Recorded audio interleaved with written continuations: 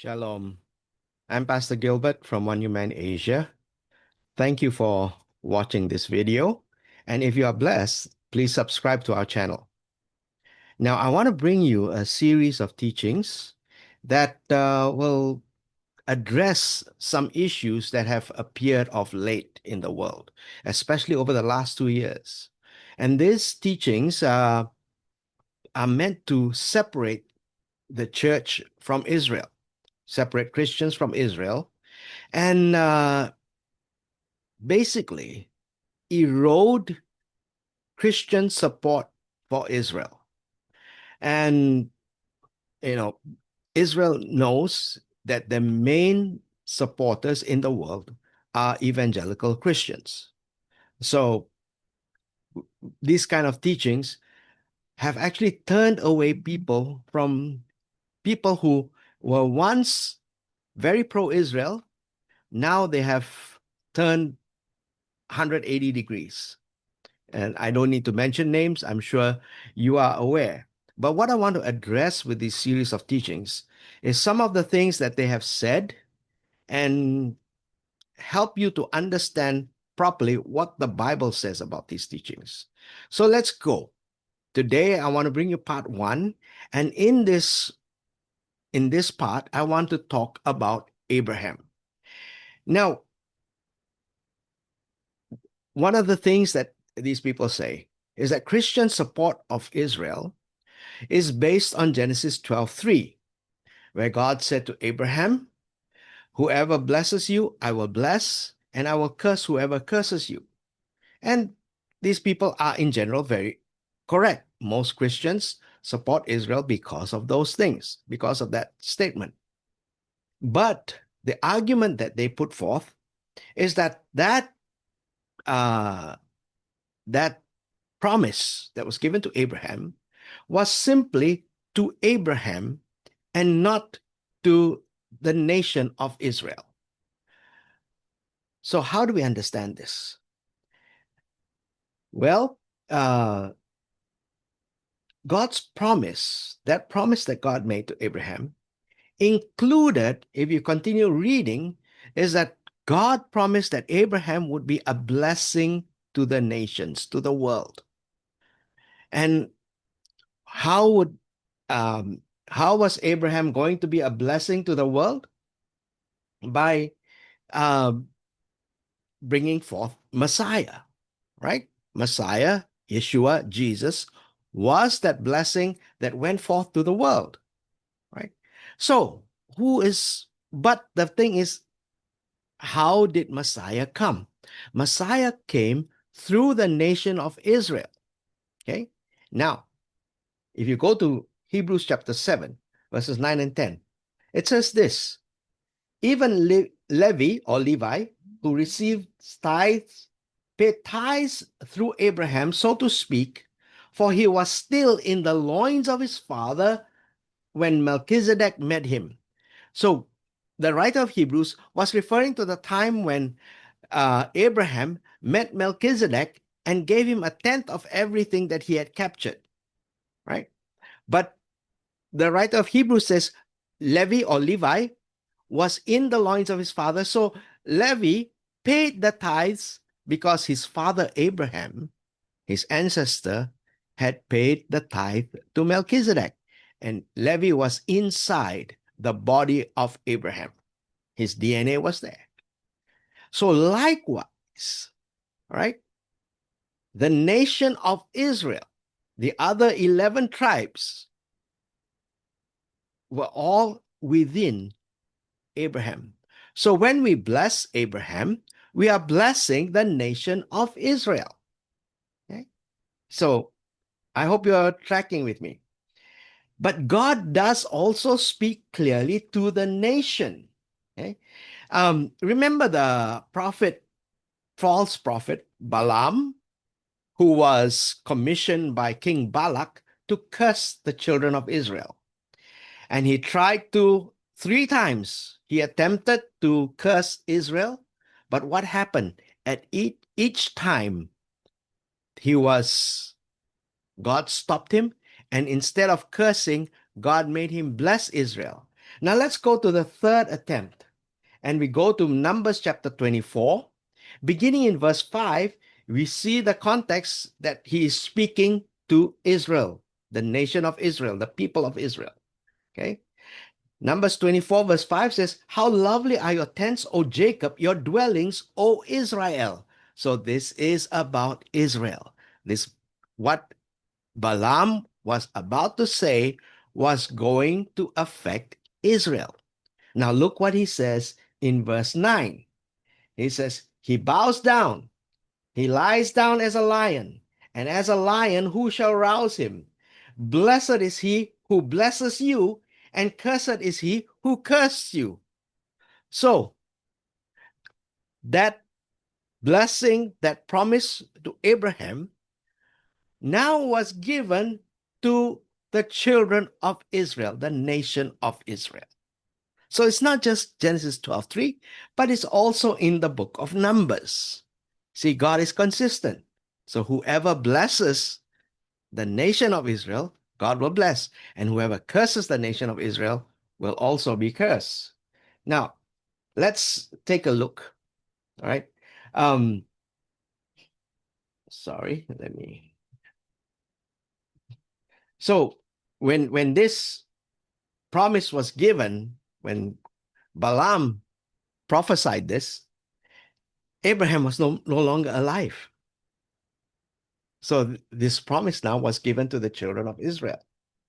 And just as God made a covenant with Abraham in Genesis 15 and 17, which was then passed down to Isaac in Genesis 26 and Jacob in Genesis 35, God stated that the covenant would be passed down to their descendants, the Jewish people. Right? So the promises that God made to Abraham now come down to the Jewish people. So whatever God promised to Abraham is now valid with the Jewish people. So when we bless the nation of Israel, we will be blessed. If we curse the nation of Israel, we will be cursed. Now, let's talk about the covenant. This is another thing that someone else I heard said this.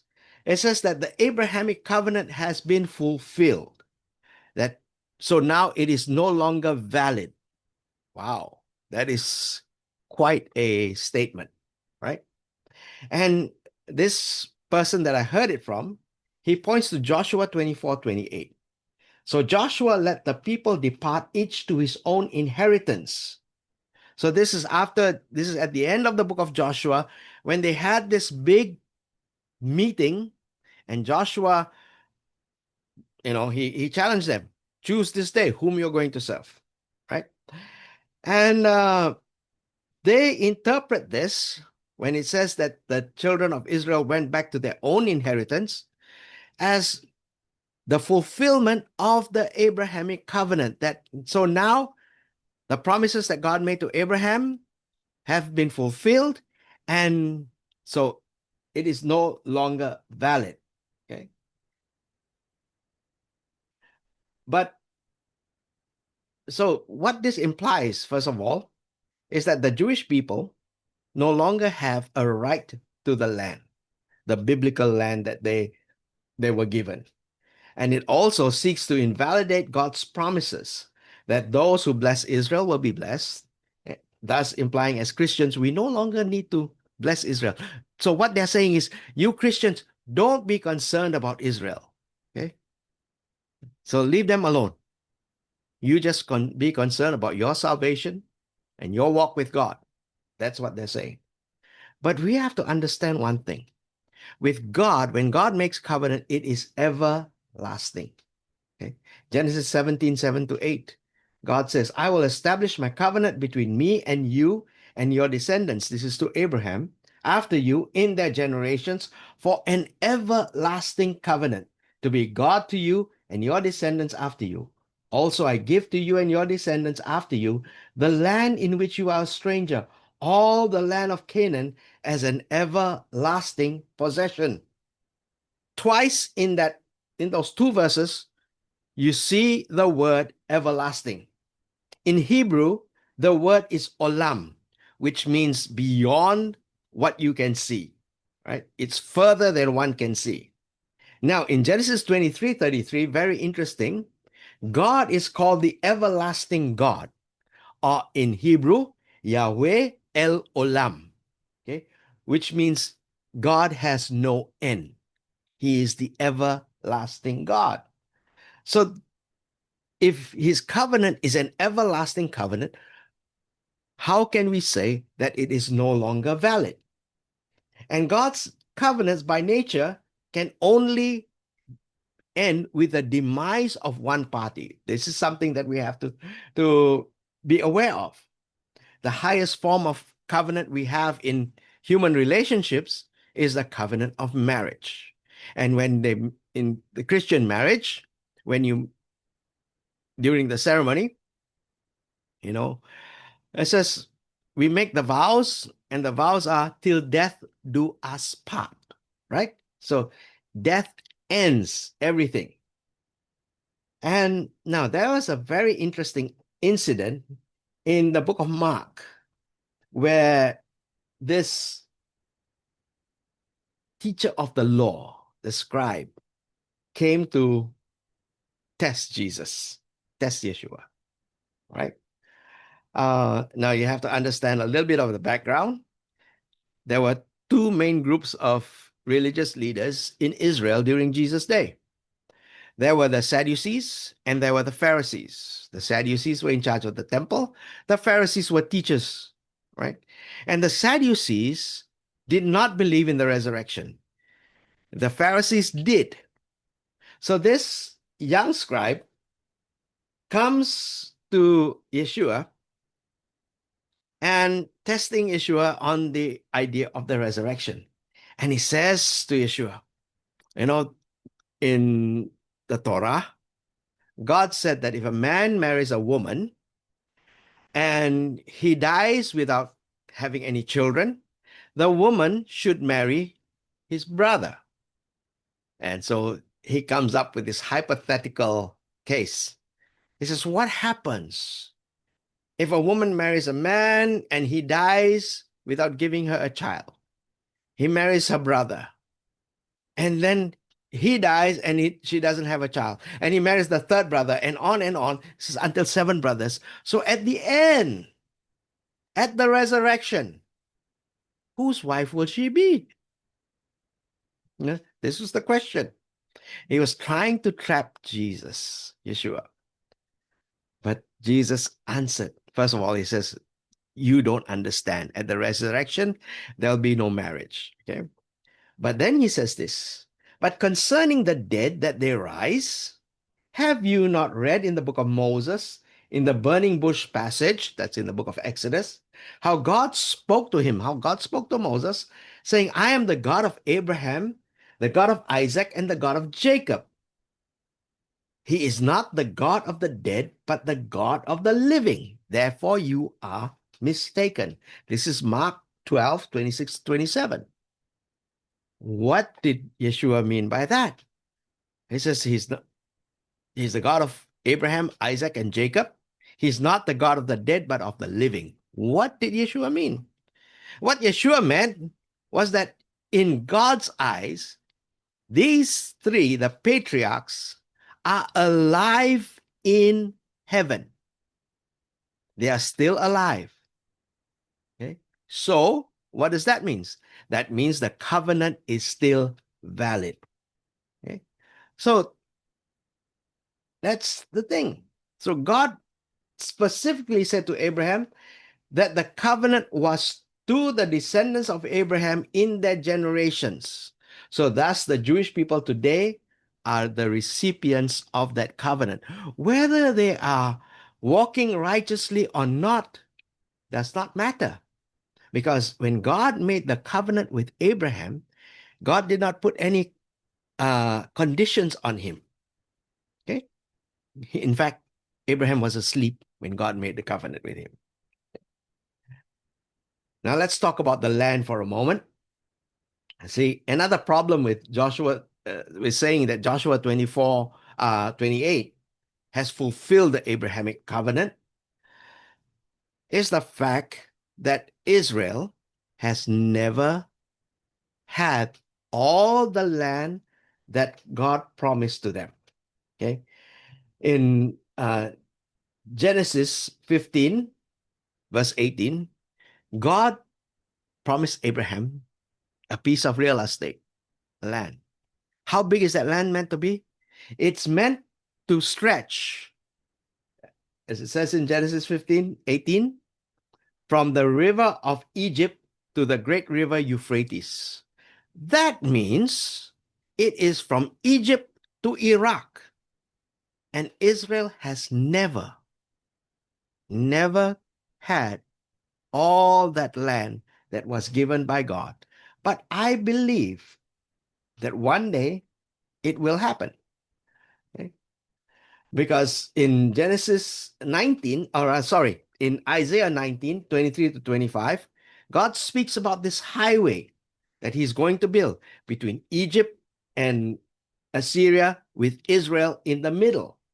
Okay, and they will be one. So this will happen, I believe, when Yeshua returns. So all these covenants belong to Israel. They are still valid, including the land. It's all still valid because his covenant still stands. His covenant has not changed. Right? In Romans 11:28 and 29, Paul talks about this. He talks about the religious leaders who are persecuting the believers. He said, for the sake of the gospel, they are your enemies, these religious leaders. But for the sake of the fathers, for the sake of the patriarchs, they are beloved by God.